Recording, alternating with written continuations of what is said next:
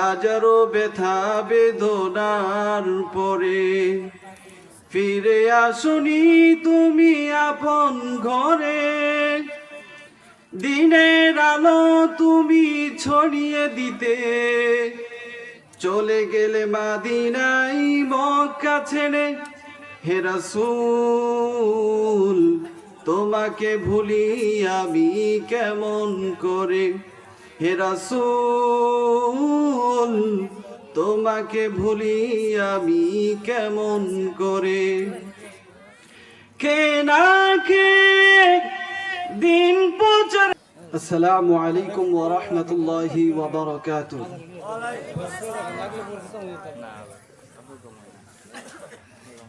ইন্নাল হামদালিল্লাহ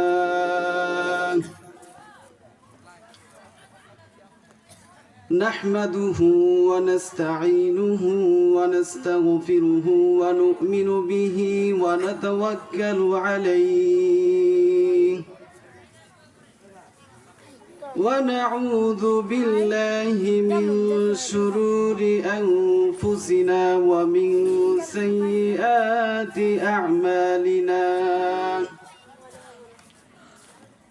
من يهده الله فلا مضل له ومن يضلله فلا هادي له. ونشهد أن لا إله إلا الله وحده لا شريك له. ونشهد أن سيدنا وسندنا وحبيبنا ومولانا محمدا عبده ورسوله الذي أرسله بالحق بشيرا ونذيرا وداعيا إلى الله بإذنه وسراجا وقمرا منيرا. أما بعد فقد قال الله تعالى في كلامه المجيد وفي فرقانه الحميد. أعوذ بالله من الشيطان الرجيم. بسم الله الرحمن الرحيم. والتين والزيتون وطور سينين وهذا البلد الأمين. لقد خلقنا الإنسان في أحسن تقويم ثم رددناه أسفل سافلين إلا الذين آمنوا وعملوا الصالحات فلهم أجر غير ممنون. فما يكذبك بعد بالدين أليس الله بأحكم الحاكمين. صدق الله المولانا العظيم وصدق رسوله النبي الكريم ونحن على ذلك لمن الشاهدين والشاكرين والحمد لله رب العالمين.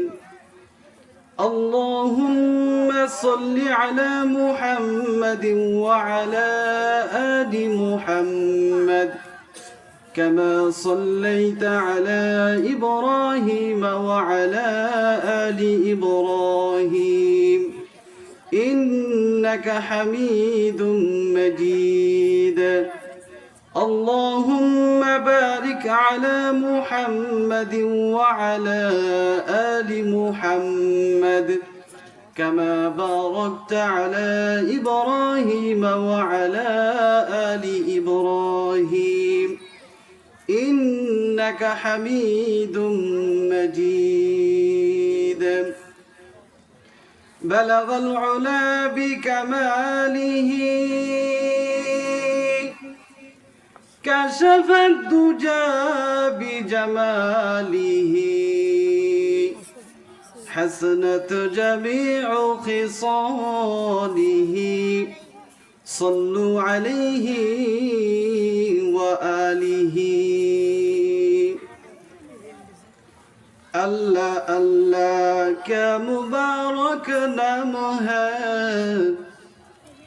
الله الله كمبارك نامها الله الله مؤمنك كمها لا إله إلا الله لا إله إلا الله সবার জায়গাগুলো একটু পূরণ করে বসি لا إله إلا الله لا إله إلا الله জমিনের মালিক যে আল্লাহ আসমানের মালিক সে আল্লাহ জুড়ে লা ইলাহা ইল্লাল্লাহ জুড়ে লা ইলাহা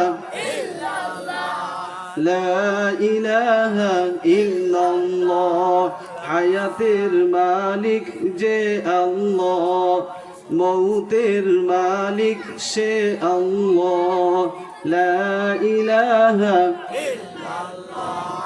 لا إله إلا الله جل لا إله لا إله إلا الله محمد رسول الله মধ্য হামলা উত্তরপাড়া যুব সমাজের উদ্যোগে ষষ্ঠ বার্ষিক দোয়া ও ওয়াজ মাহফিল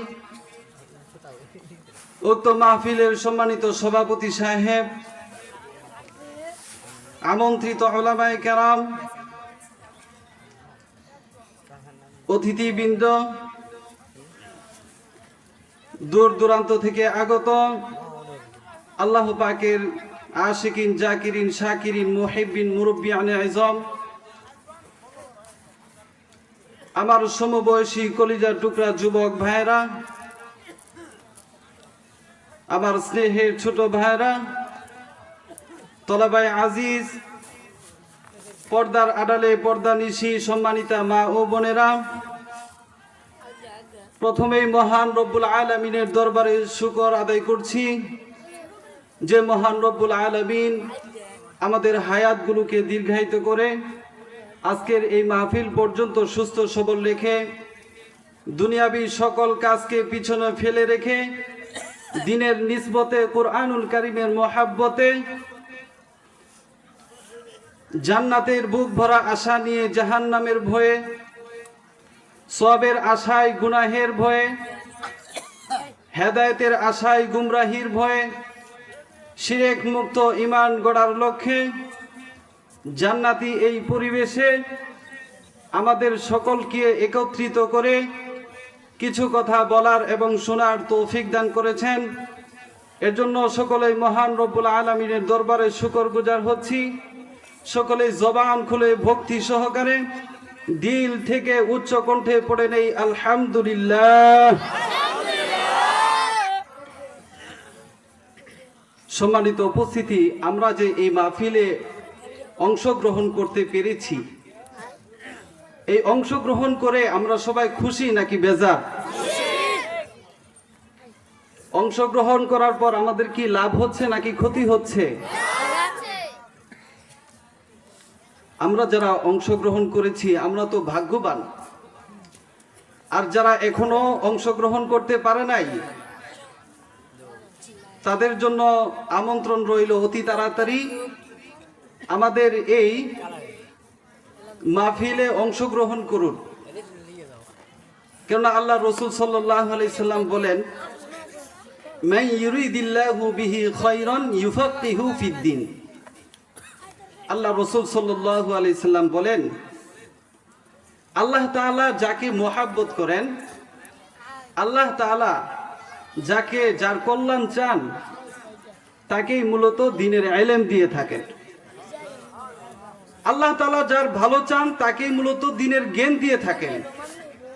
আর আমরা দ্বীনের জ্ঞান অর্জন করার জন্য এই মাহফিলে এসেছি, নাকি কোন?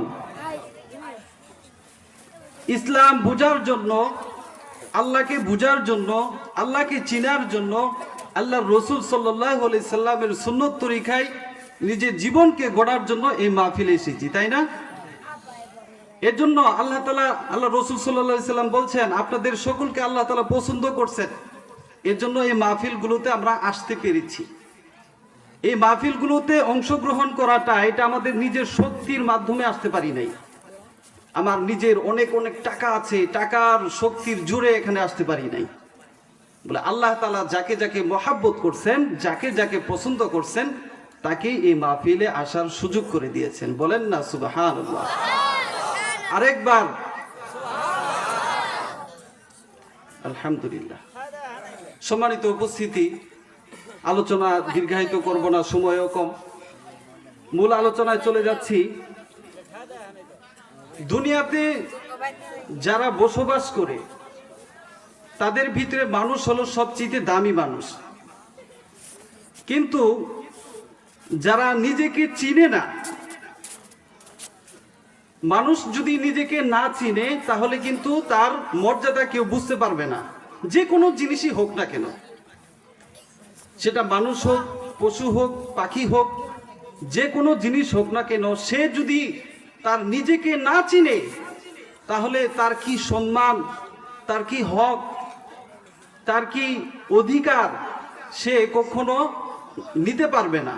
যখন সে তাকে চিনবে তখনই সে তার অধিকার চাবে, ঠিক কি না? যেমন আমাদের দোয়েল পাখি আছে। দোয়েল পাখি আমাদের কিসের পাখি বলেন তো? দোয়েল পাখি হলো জাতীয় পাখি, যেটা আমরা বইয়ের ভিতরে পড়েছি। হ্যাঁ, ইতিহাসের স্বর্ণ অক্ষরে লেখা আছে দোয়েল পাখি হলো বাংলাদেশের জাতীয় পাখি। কিন্তু এই দোয়েল পাখি কি জানে সে জাতীয় পাখি? দোয়েল পাখি কিন্তু জানে না সে জাতীয় পাখি। এই দোয়েল পাখি তার মর্যাদা কত, বাংলাদেশের জাতীয় পাখি, সে কত তার মর্যাদা, এই মর্যাদা কিন্তু দোয়েল পাখি বুঝে না। বুঝে? এই দোয়েল পাখি যদি তার মর্যাদাকে বুঝতো, এই দোয়েল পাখি যদি তার নিজেকে চিনতো, তাহলে কি করত? তার যে অধিকার, সে জাতীয় পাখি, অবশ্যই তার একটা অধিকার আছে, নাকি কোন? আমাদের দেশের যদি প্রধানমন্ত্রী অথবা এমপি মহোদয় তারা যদি তাদের অধিকার থেকে থাকে, তাহলে তাদের যদি প্রাইভেট কার থেকে থাকে, তার জন্য যদি আলাদা লুক সেট করা থাকে, তারা তো বাংলাদেশের কাজ করার জন্যই, নাকি কোন? কিন্তু দোয়েল পাখি তো জাতীয় পাখি, তারও তো একটা অধিকার আছে। যদি সে বুঝতো যে তার কি অধিকার, তাহলে সে কি করত? তার অধিকার পাওয়ার জন্য বঙ্গভবনকে ঘেরাও করত, আলোচনা সভা করত, মিছিল মিটিং করত, যে তার অধিকার তাকে দেওয়া হয় নাই, এর জন্য কি করত? মিছিল মিটিং এগুলা করত।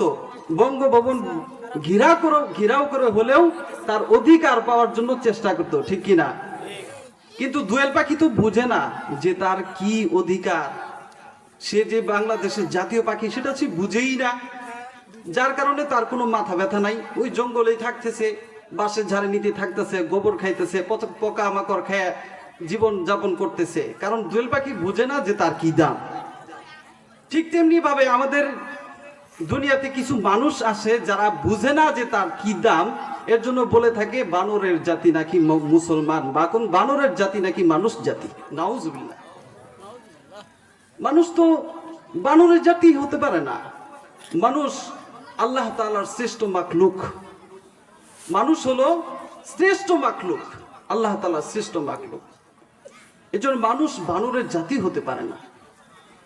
এই দুয়েল বুঝে না বিদায় তার হক নিয়ে তার কোনো কথা নাই, তার কোনো মাথা ব্যথা নাই। কিন্তু মানুষ তারা নিজেকে চিনতে পারে নাই। এজন্য আল্লাহ তাআলা সূরা ৩-এর ভিতরে আলোচনা করছেন মানুষ সম্পর্কে। আল্লাহ তাআলা এই সূরা ৩-এর শুরুতে 4টা কসম খাইছেন, ওয়াত-তিন ওয়াজ-জাইতুন। ৩ অর্থ হলো একটা ডুমুর বৃক্ষে, ডুমুর বৃক্ষর কসম আল্লাহ তাআলা খাচ্ছেন। ও জাইতুন, জাইতুন বৃক্ষের কসম। ওয়াতুরি সিনিন, সেই পর্বত তুর পর্বত, যে পর্বতে মুসা আলাইহিস সালাতু ওয়াস সালাম আল্লাহ পাকের সাথে কথা বলেছেন, ওই কসম আল্লাহ তাআলা খাচ্ছেন, ওই পর্বতের কসম। ওয়াতুরি সিনিন ওয়া হাদাল বালাদিল আমিন, আল্লাহ পাক রব্বুল আলামিন নিরাপদ শহর মক্কা মুকাররমার কসম আল্লাহ তাআলা খাচ্ছেন। মক্কা মুকাররমার কসম আল্লাহ পাক খাচ্ছেন, কেননা ওই মক্কা মুকাররমা আল্লাহ তাআলা নিরাপদ হিসেবে ঘোষণা দিয়েছেন। মক্কা মুকাররমা তো নিরাপদ কোন শহর ছিল না। মক্কা মুকাররমা এমন জঘন্য, এমন আইমে জাহিলিয়তের যুগ সেখানে অতিবাহিত হয়েছে, যেই যুগের ভিতরে মুহাম্মাদুর রাসূলুল্লাহ সাল্লাল্লাহু আলাইহি সাল্লামকে পাঠিয়েছিল আল্লাহ পাক রব্বুল আলামিন। মুহাম্মাদুর রাসূলুল্লাহ সাল্লাল্লাহু আলাইহি সাল্লাম ওই জঘন্যতম যুগ আইমে জাহিলিয়তের যুগের ভিতরে অবতীর্ণ হয়ে, ওই আইমে জাহিলিয়তের মানুষ এতটাই নিকৃষ্ট ছিল, এতটাই খারাপ ছিল, তারা তার মার সাথে পর্যন্ত জিনা ব্যভিচার করেছিল। তারা কোন মহিলা মানুষ যদি ওই জামানার ভিতরে যদি জন্মগ্রহণ করত, ওই মহিলাকে জ্যান্ত তারা কবর দিত। তারা ওই মহিলাকে, তারা যাদের গর্ভে জন্মগ্রহণ করত, তারা এটা আনন্দিত হতেন না, তারা বেজার হয়ে যাইতেন। যার কারণে মহিলাদেরকে, মেয়ে মানুষ যদি হতো তাহলে তারা জ্যান্ত পুঁতে রাখত।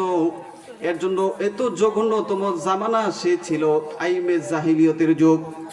এই যুগের ভিতরে আল্লাহ পাক রব্বুল আলামিন মুহাম্মাদুর রাসূলুল্লাহ সাল্লাল্লাহু আলাইহি সাল্লামকে পাঠাইলেন ওই মানুষগুলোকে সোনার মানুষে গড়ার জন্য।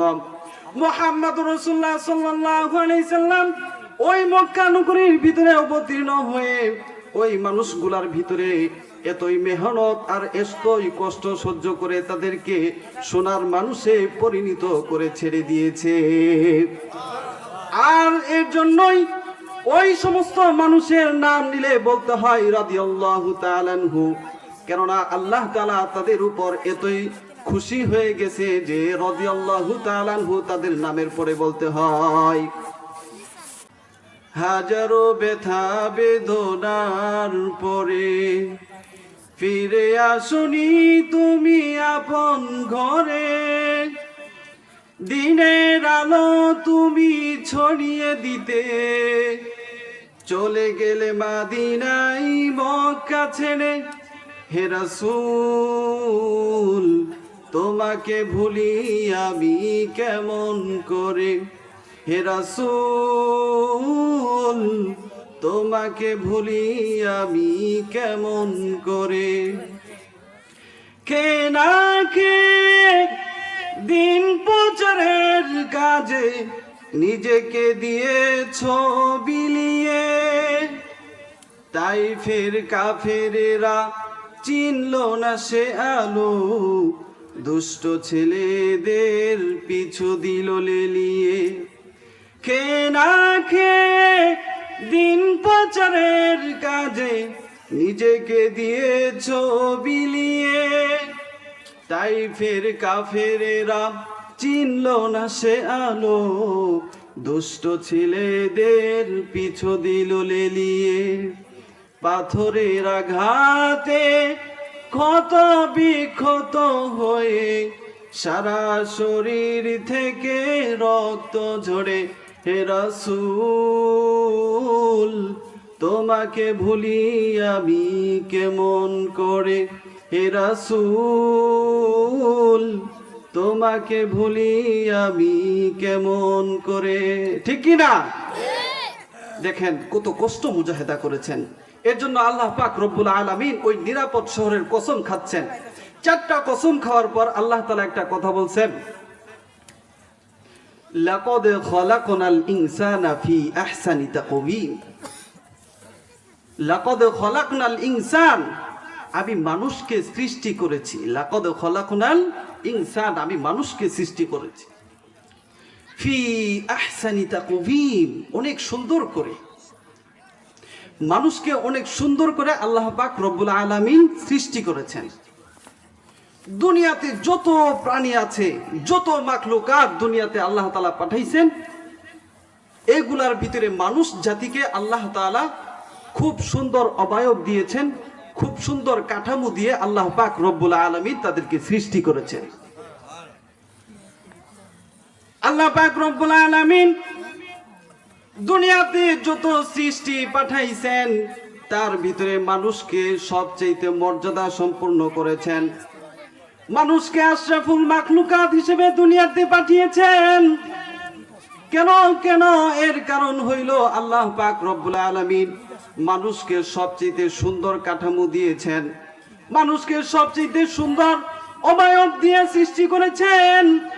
যেই সৌন্দর্য আর যে অবয়ব আল্লাহ পাক রব্বুল আলামিন দুনিয়ার কোন মাখলুককে আল্লাহ তাআলা দেয় নাই।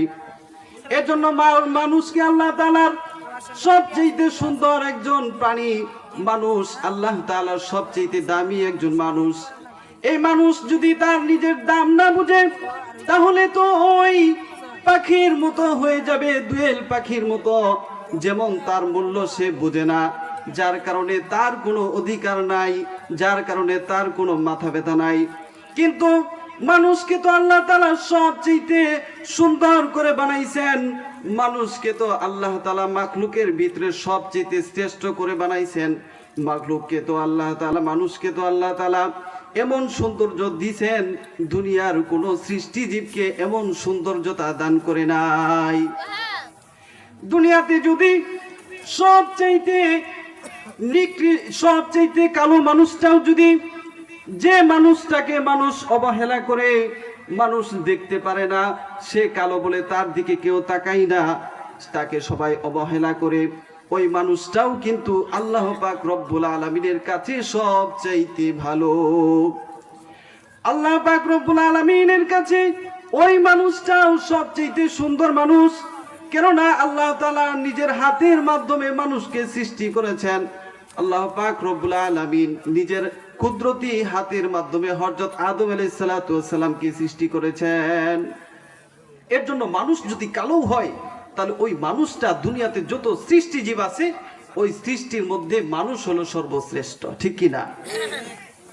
এই কালো মানুষটার দাম কত? এই কালো মানুষটাও দুনিয়ার যত মাখলুক আছে, সমস্ত মাখলুকের মধ্যে শ্রেষ্ঠ কালো মানুষটাও। হযরত আবু হানিফা রাহমাতুল্লাহি আলাইহির যুগে এক লোক কি করছে, তার স্ত্রীর প্রশংসা করতেছে, তুমি অনেক সুন্দর, তোমার মতো সুন্দর মানুষ দুনিয়াতে আর কেউ নাই, তুমি যদি ওই চাঁদের চাইতে সুন্দর না হও তাহলে তুমি তালাক। দেখছেন কি কামড়া করে ফেলছে। প্রশংসা করতেছেন করেন, কিন্তু এনে আবার তালাক শব্দ লাগাই দিচ্ছে। আপনি, তুমি যদি ওই চাঁদের চেয়ে সুন্দর না হও, প্রশংসা করতে যায় এমন প্রশংসা করছে, তাহলে তুমি তালাক।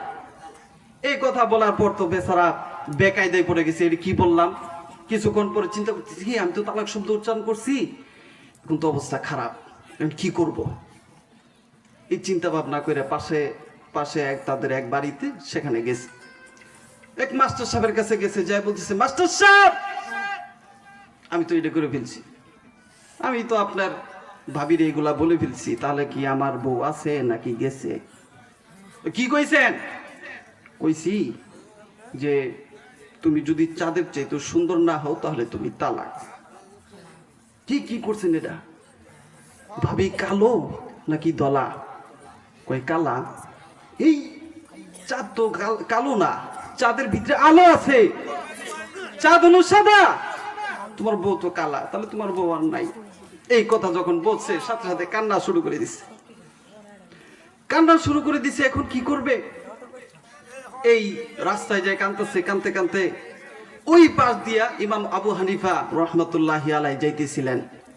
তো ইমাম আবু হানিফা রহমতুল্লাহি আলাই ডাক দিয়ে বলতেছে, চাচা আপনি কান্না করেন কে, কি হয়েছে? কয়, তুমি বুঝবা না, ছোট মানুষ, যাও গা।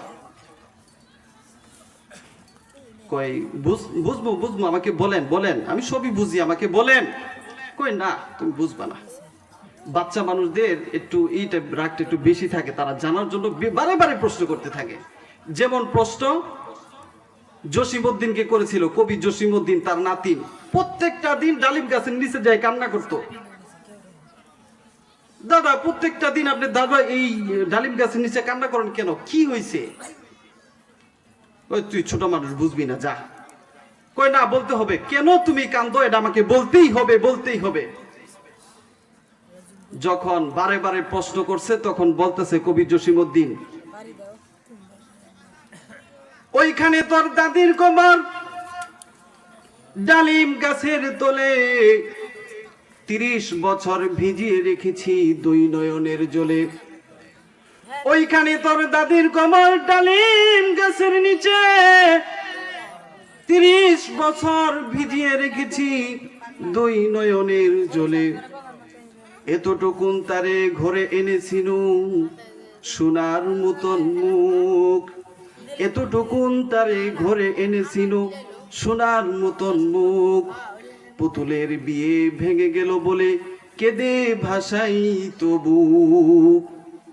তোর দাদি এই যে ডালিম গাছের নিচে 30 বছর যাবৎ শুয়ে আছে, এই 30 বছর যাবৎ আমি আমার চোখে ভিজাইছি।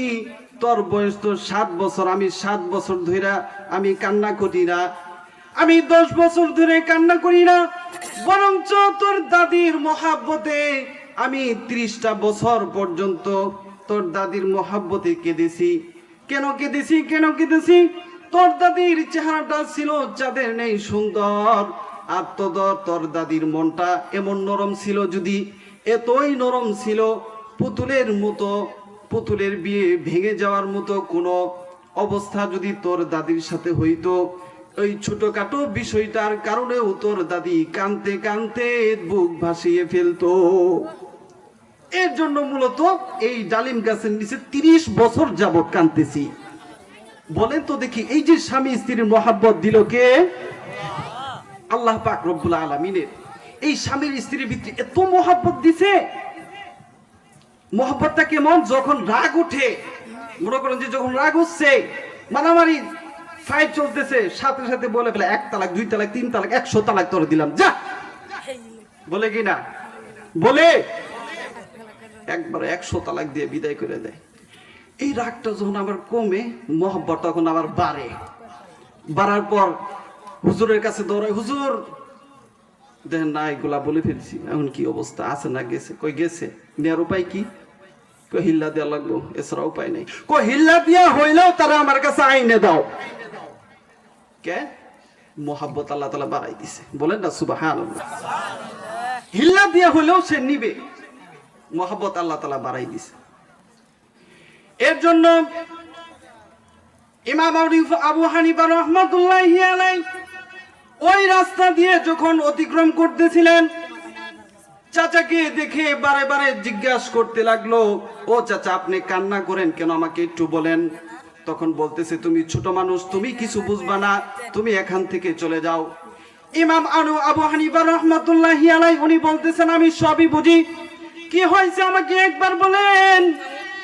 ইমাম আবু হানিফা রাহমাতুল্লাহি আলাইহি বারে বারে প্রশ্ন করার কারণে বাধ্য হয়ে বলে দিল, ও ভাতিজা তুই ছোট মানুষ, তাও তোর বারে বারে প্রশ্ন করার কারণে আমার গোপন কথাটা তোকে বলে ফেলি।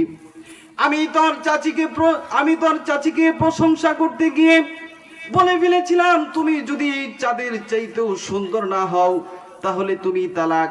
আমি তো এই কথাটা বলে দিয়েছি, কিন্তু তোর চাচি তো কালো, আর ওই চাঁদের ভিতরে আলো আছে, তাহলে তো ওই চাঁদের সাথে তোর চাচির কোনো মিল নাই।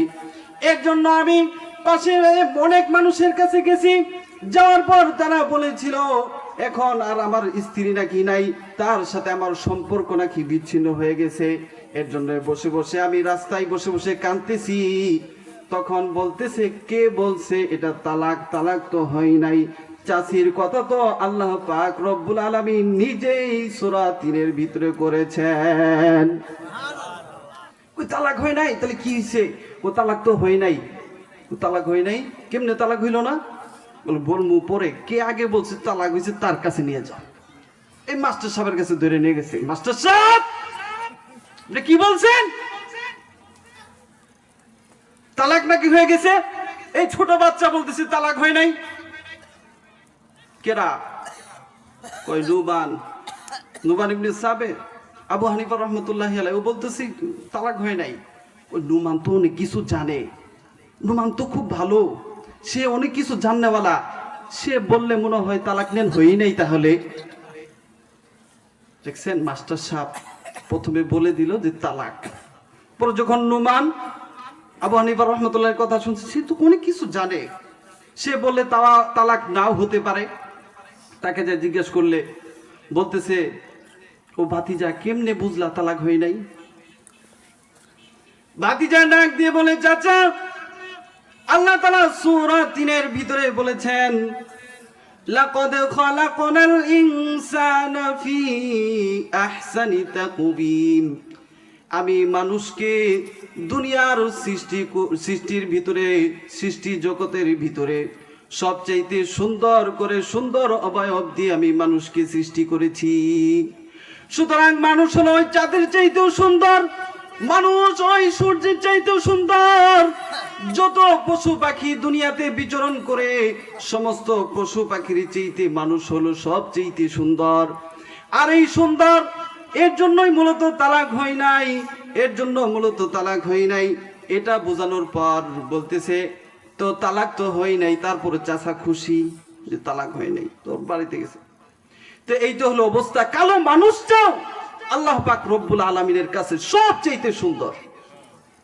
আল্লাহ তাআলা মানুষকে অনেক সুন্দর করে সৃষ্টি করেছেন।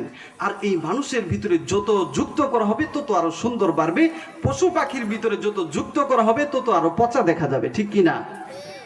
শীতের দিন, শীত চলতেছে, তো শীতের দিন কি করছে, এক বেচারা সুন্দর করে পায়জামা পরছে, আবার জুব্বাও পরছে, পাঞ্জাবি পরছে, পরে সুন্দর একটা জ্যাকেট গায়ে দিছে, আবার উপরে দিয়ে একটা রুমাল পেঁচাইছে, আবার কানের ভিতরে শীত লাগে কানের ভিতরে রুমাল পেঁচাইছে, তারপরে আবার সুন্দর করে মাস্কও পরছে। মাস্ক পরে সুন্দর করে একটা সেলফি নিয়ে কইতেছে, দেখতো দোস্ত কেমন দেখা যায়? ওই সুন্দরই তো দেখা যায়, সুন্দরই তো দেখা যায়। সুবহানাল্লাহ কবেন না? মানুষকে আল্লাহ তাআলা সবচেয়ে সুন্দর করছেন। আর যদি ওই সুন্দর কাপড়টাই একটা ছাগলকে পরাই দেওয়া হয়, যদি একটা হরিণকে পরাই দেওয়া হয়, কত সুন্দর দেখা যাবে বলেন তো? সুন্দর দেখা যাবে? হরিণকে আর পচা দেখা যাবে, ভালোই দেখা যাবে না। কেননা আল্লাহ তাআলা তাকে এইভাবেই সৌন্দর্য রাখছেন। কিন্তু মানুষ এমন জাতি, আল্লাহ তাআলা তাদেরকে এত সুন্দর করে সৃষ্টি করছেন, ওই মানুষের প্রত্যেকটা অঙ্গ প্রত্যঙ্গকে সুন্দর করার জন্য দুনিয়াতে আল্লাহ তাআলা হাজারো হাজারো কেমিক্যাল পাঠাইছেন, হাজারো হাজারো কেমিক্যাল সৃষ্টি করে দিয়েছেন। কসমেটিক্সের দোকানে গেলে আপনি দেখতে পাবেন, এই চুলকে সৌন্দর্য করার জন্য কত রকমের ডিজাইনের কসমেটিক্স সেখানে আছে। মুখগুলোকে সুন্দর করার জন্য হাজারো হাজারো কসমেটিক তারা কসমেটিকের দোকানের ভিতরে এনেছে। মানুষের দেহকে সুন্দর করার জন্য হাজারো হাজারো কসমেটিক তারা তাদের ভিতরে নিয়ে নিয়েছে। একমাত্র এগুলো নিয়ে আসার কারণ হলো, মানুষ যেহেতু সুন্দর, তার ভিতরে আরো যত যুক্ত করতে হবে তারা আরো অনেক সুন্দর হয়ে যাবে। এর জন্য মানুষের সৌন্দর্যের জন্য হাজারো হাজারো কসমেটিক দুনিয়ার ভিতরে আল্লাহ তাআলা সৃষ্টি করে দিয়েছেন। মানুষ একটা মাত্র মোজা পরবে, মোজা, এই মোজাটাও পড়তে গেলে তারা ভালো কোয়ালিটির মোজা খুঁজে, যে মোজার রাবারটা কেমন, কাপড়টা কেমন, কোন কোয়ালিটি ভালো কিনা, সব কিছু জানার পর একটা মোজা কিনে, ওই মোজাটা তো মানুষে দেখাবে না, কিন্তু ওই মোজাটা কিন্তু জুতার নিচেই থাকবে, জুতার ভিতরে থাকবে, মানুষ কিন্তু দেখবে না। তারপরেও ওই মোজাকে তার কোয়ালিটি সম্পূর্ণ নিতে হবে।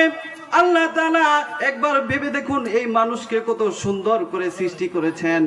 এই মানুষের প্রশংসা করার পর আল্লাহ তাআলা বলতেছেন, ثم رددناه أسفل سافلين। এই যে মানুষকে অনেক সুন্দর করে আমি বানাইছি, এই মানুষগুলোকেই আবার সবচেয়ে নিকৃষ্ট থেকে নিকৃষ্ট স্তরে পৌঁছিয়ে দিব। এই মানুষগুলোকে সবচেয়ে নিচের থেকেও নিচে আমি তাদেরকে পৌঁছায় দিব। কিভাবে কিভাবে পৌঁছায় দিবে একবার লক্ষ্য করে দেখুন। সম্মানিত হাজিরিন, একবার চিন্তা করেন, যখন মায়ের পেট থেকে বের হয়ে মানুষ দুনিয়াতে আসে, কিছুদিন যাওয়ার পর তার স্বাস্থ্য যখন বাড়তে থাকে, আবার যখন কিছুদিন যাওয়ার পর যখন সে যুবক হয়ে যায়, যখন তার ভিতরে যৌবন এসে পড়ে, তার চেহারাটা এত সুন্দর হয়ে যায়, দুনিয়ার ভিতরে তার চেহারা সবচেয়ে সুন্দর হয়ে থাকে। আর সেই সময় তার ভিতরে আল্লাহ তাআলা অনেক শক্তি দিয়ে থাকেন, তার ভিতরে অনেক বল আল্লাহ তাআলা দিয়ে থাকেন, কারণ সে তো যুবক, তার ভিতরে আল্লাহ তাআলা শক্তি দিয়ে দিয়েছে। কিন্তু এই মানুষটা যখন আস্তে আস্তে তার বার্ধক্যে চলে যায়, যখন সে তার বয়স হয়ে যায়, তখন আস্তে আস্তে তার এরকম বার্ধক্যে যখন পৌঁছে যায়, তখন তার চামড়াগুলো ঢিলা হয়ে যায়, চামড়াগুলো আর এরকম যৌবনকালের মতো বড় থাকে না, শক্ত থাকে না, সুন্দর দেখা যায় না। মানুষ তাকে দেখে কোনো দাম দেয় না, মানুষ তাকে কোনো ভালো কাজের জন্য তাকে ডাকে না। যখন বার্ধক্যে এসে যায়, মানুষ তাকে সবাই তাকে হেলা করে, কেউ তাকে পছন্দ করে না। এই বার্ধক্যের যখন মানুষ পৌঁছে যায়, কেউ কোনো মানুষ তাকে কোনো দাম দেয় না, কারণ তার ভিতরে আল্লাহ তাআলা যে যৌবন দিয়েছিল, যৌবন চলে গেছে, যৌবন অস্তমিত হয়ে গেছে, তার কোনো দাম নাই, দুনিয়াতে তার কোনো দাম নাই। কিন্তু এই মানুষকে আল্লাহ তাআলা সবচেয়ে নিকৃষ্ট ওই সময় বানাই দেন। মানুষের ভালোবাসা সে পায় না, সে শুধু আফসোস করতে থাকে আর সবগুলো চেয়ে চেয়ে দেখতে থাকে, কিন্তু সে কোনো কিছু পায় না। আল্লাহ তাআলা বলতেছেন, মানুষকে আমি সবচেয়ে নিকৃষ্ট থেকে নিকৃষ্ট স্তরে পাঠিয়ে দেই।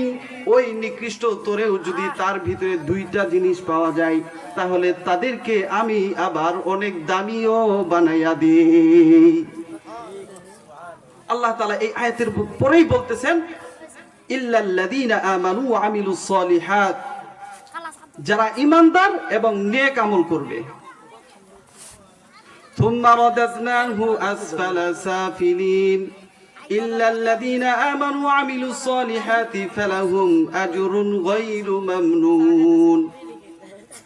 এই যে সৌন্দর্য বানা থেকে আবার নিকৃষ্ট স্তরে পাঠাই দিল, তার যে আল্লাহ তাআলা তাকে যে কাঠামোগত সৌন্দর্য দান করেছিল, এই সৌন্দর্য যখন নিয়ে যায়, আবার যখন বার্ধক্যে পৌঁছে যায়, তখন তার সৌন্দর্য আর থাকে না, সবাই তাকে হেলা করে, সবাই তার থেকে দূরে সরে যায়।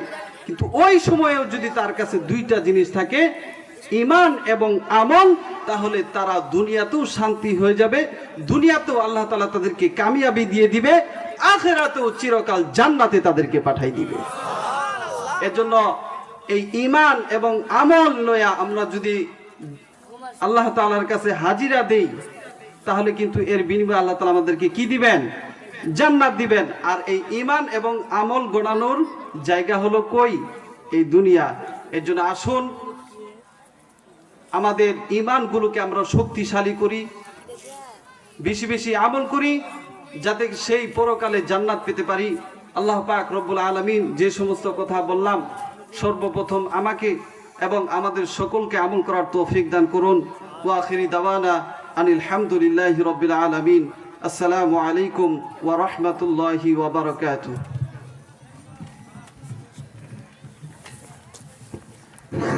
আলহামদুলিল্লাহ,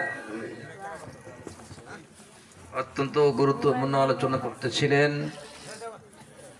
সম্মানিত উলামায়ে কেরাম।